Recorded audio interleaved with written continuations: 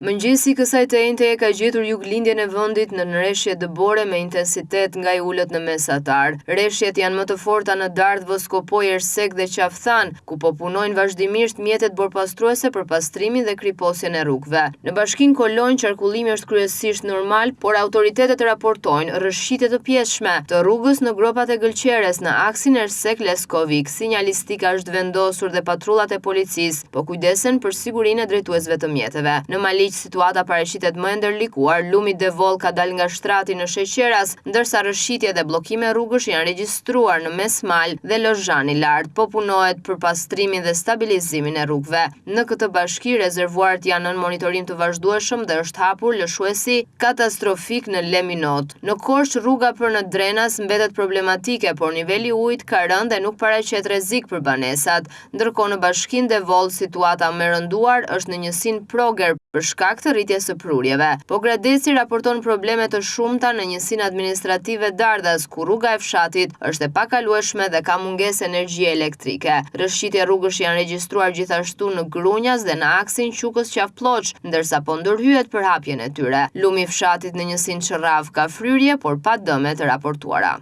Sipas ARSH-s, akset Korçë-Ersek, Ersek-Leskovik dhe Boboshtic-Dardhë po pastrohen dhe kriposen, ndërsa qarkullimi në Korçë-Voskopoj vijon normal. Në aksin Maliq-Kufi-Gramsh, rreshjet e shiut shkaktuan rënje gurësh, por po punohet për pastrimin e tyre. Autoritetet këshillojnë drejtuesit e mjeteve të lëvizin me kujdes, veçanërisht në rrugët malore dhe zonat ku ka rreshje bore dhe rrëshqitje.